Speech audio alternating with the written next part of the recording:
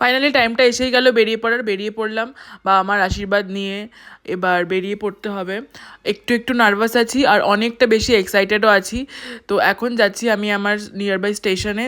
আমি এখন এলাম রিস্টা স্টেশনে আমার বাড়ির এখান থেকে।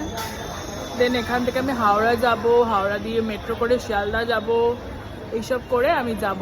তারপরে এই হাওড়া মেট্রো দিয়ে কত রোজ রোজ অফিস যাই বলো, তখন তো একটু এক্সাইটমেন্ট আসে না। আজকে অনেক এক্সাইটেড। আমি না শিয়ালদা স্টেশনে ফার্স্ট টাইম এলাম, মানে বড় হয়ে। ছোটোবেলায় এসেছিলাম তখন আমার কিছু মনে নেই। তো এই ফার্স্ট টাইম আমি শিয়ালদা দিয়ে আমি যাওয়া আসা করছি।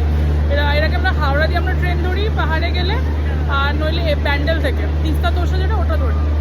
তো আমাদের ট্রেনও স্টেশনে চলে এসছে, আমাদের 10:15 দার্জিলিং মেল।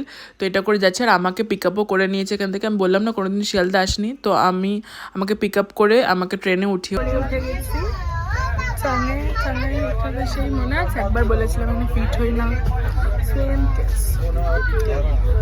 হয় আমাকে রোগা হতে হবে, নইলে ট্রেনের এই সিটটা বাড়াতে হবে। কোনটা হবে? অবভিয়াসলি ট্রেনের সিট বাড়াতে হবে। আমি না রোগা হয়ে গেলাম, বাচ্চারা মোটা আছে, লম্বা আছে, তারা কি করে বসবে শোবে বলো?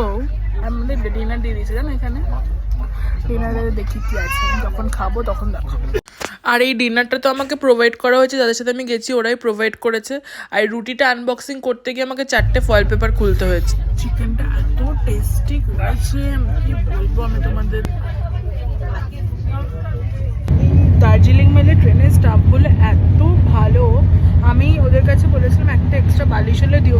সব ট্রেনে আমি একটু চাই বালিশ যদি এক্সট্রা থাকে। ও বললো ঠিক আছে হলে দিয়ে দেবো। সত্যি এসে মনে করে দিয়েও গেল আমাকে। অন্য ট্রেনে আমি চাই না না হবে না হবে না হবে না এরকম করে কি। এখানে এত ভালো, সিরিয়াস খুব ভালো। এখন রাত 1টা বাজে। এখন আমি খাবো হচ্ছে এই পেস্ট্রিটা ট্রেনে। আচ্ছা শোনো না, এখন আমি না এই পেস্ট্রিটা খেতে খেতে ভাবছি একটু শুয়ে পড়বো।